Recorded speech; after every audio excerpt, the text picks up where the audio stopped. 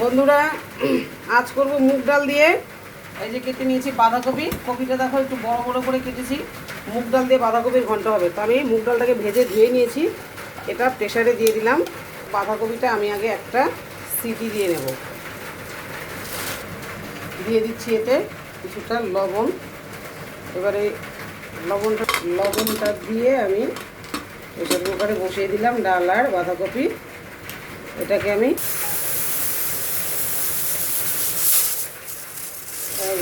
এটা আমার বাঁধাকপি আর ডাল সিটি দিয়ে দিয়েছে। এবার এটাকে নামিয়ে নিচ্ছি, একটু ঠান্ডা হোক। আমি বাঁধাকপিটা আর ডালটাকে ভাপিয়ে নিয়েছিলাম, এটাকে নামিয়ে নিলাম। কড়াতে তেল দিয়ে একটা আলু আগে ভেজে দিচ্ছি।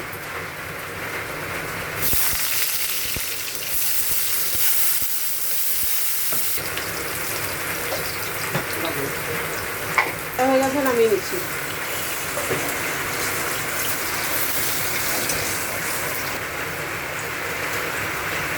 তেজপাতা, শুকনো লঙ্কা আর গোটা জিরে ফোড়ন।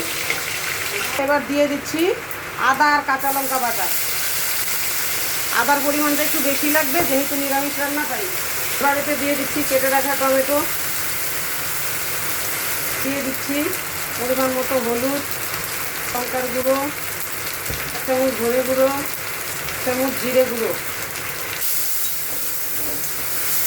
অল্প লবণ। যেহেতু সেদ্ধ করার সময় লবণ দিয়েছিলাম, তাই লবণটা বুঝে দিতে হবে।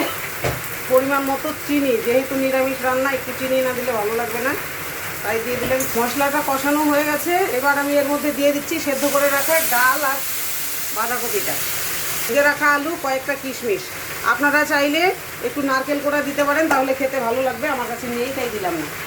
ঘন্টটা পুরো হয়ে গেছে। নামানোর আগে আগে দিয়ে দিচ্ছি অল্প গরম মশলার গুঁড়ো, একটু ঘি। নিরামিষ রান্না একটু ঘি না দিলে তো ভালো লাগবে না। আমার মুগ ডাল দিয়ে বাঁধাকপির ঘন্ট পুরো কমপ্লিট। তোমাদের রান্নাটা কেমন হয় কিন্তু কমেন্ট করে জানাবে। ভালো লাগলে চ্যানেলটিকে সাবস্ক্রাইব করে আমার পাশে থাকবে।